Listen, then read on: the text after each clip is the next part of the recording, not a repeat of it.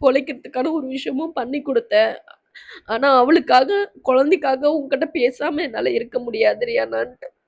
அவனுக்கு தெரியாது. அவன் ஃபோன்ல ஆட்டோ ரெக்கார்ட் போட்டிருக்கா, தான் பொண்டாட்டின்ட்டு. அத பார்த்துட்டு ஒரே பிரச்சனை. அக்கா கிட்ட பேசக்கூடாதுன்னு சொன்னேன். ஏன் பேசுனேன்ட்டு.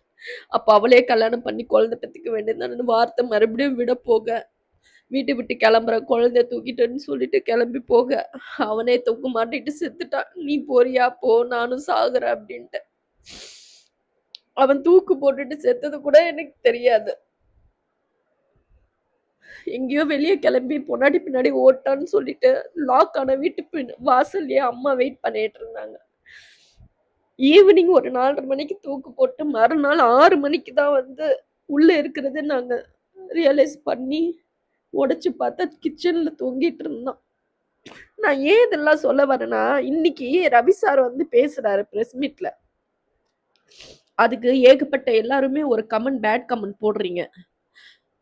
ஆனா ஒருத்தவங்களோட லைஃப்ல குழந்தைக்காக வாழணும், குழந்தைக்காக இருக்கணும், குழந்தைக்காக அர்ப்பணிச்சு போணும், தியாகம் பண்ணணும் அப்படின்ற ஒரு விஷயம் நீங்க எல்லாம் சொல்றீங்கல்ல. ஒரு மீடியால இருக்கிறதுனால பேசப்படுது. ரொம்பவே, ரொம்பவே பேசப்படுது.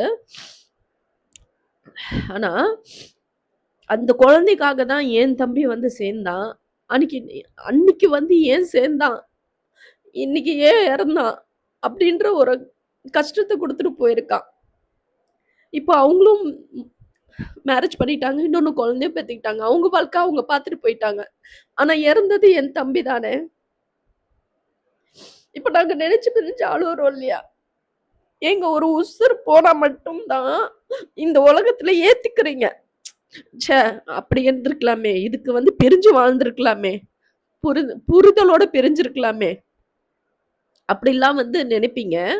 ஆனா ஒரு மனுஷன் தான் வந்து தான் வாழணும். பொண்டாட்டி கூட இவ்ளோ ஸ்ட்ரகிளா இருக்கு, கஷ்டமா இருக்கு. அந்த கஷ்டத்தையும் தாண்டி குழந்தை பெத்துக்கிட்டாங்க. குழந்தைங்களுக்காக வாழணும் அப்படின்ற ஒரு விஷயத்த மூவ் ஆன் பண்ணி முடியாத பட்சத்துல வெளிய வரும்போது, அது ஏன் இவ்ளோ அவதூறு? இவ்ளோ நெகட்டிவிட்டி? அப்போ அ இப்போ கூட ஒரு பொட்டிக் ஒருத்தவங்க வந்து ரொம்ப வருஷமா பிரிஞ்சு குழந்தைக்காக அக்செப்ட் பண்ணி ஒரு 10 டேஸ் கூட ஆகல. அகைன் அவங்க மேல ஒரு சந்தேகப்பட்டு அவங்களையும் சாவடிச்சு இந்த ஆளும் செத்து போயிருக்கான். ஒரு உசுரு சாகுற அளவுக்கு ஒரு காம்ப்ரமைஸ் பண்ணி ஒரு லைஃப்ல வந்து ஒரு கொண்டு வந்து குழந்தைக்காக வந்து வாழலாம் அப்படின்னு நினைச்ச ஒரு பொண்ணுக்கு அவ உயிர் தான் போச்சு. சோ இதுதான் எல்லாரும் விரும்புறது இல்லையா? செத்தாலும் குழந்தைக்காக வாழ்ந்துடணும். குழந்தைக்காக ஒரு விஷயம் வந்து அர்ப்பணிச்சு தியாகம் பண்ணி போயிடணும். அப்படிதானே உலகம் நம்புது? நீங்க சொல்லுங்க கமெண்ட்ல. செத்தாலும் பரவால்ல, தியாகம் பண்ணி வாழணும் அப்படின்ட்டு. ஏங்க குழந்தைக்காக வாழணும்னு நாம நினைக்கிறோம் இல்லையா? நாம நல்லா இருக்கணும் நம்ம பெத்தம்மா நினைக்க மாட்டாங்களா? சொல்றேன். அதே உணர்வு தானேங்க அம்மா அப்பாக்கு இருக்கும்.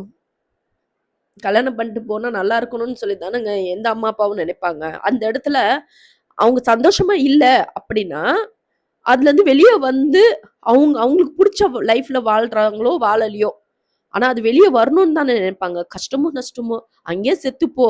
பொணத்த பார்க்க வரோம்ன்னு சொல்லி யாராவது நினைப்போமா? நான் சொல்றது சரியா தப்பான்னு தெரியல. ஆனா எனக்கு இது சரியா படுது.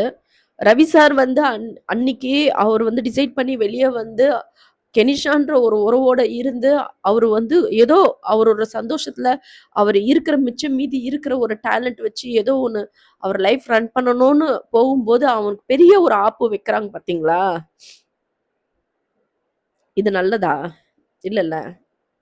ஒரு சில விஷயங்கள் நான் ஷேர் பண்ணக்கூடாது. அடுத்தவங்களுடைய பர்சனல நம்ம பேசக்கூடாதுன்னு நினைப்போம்.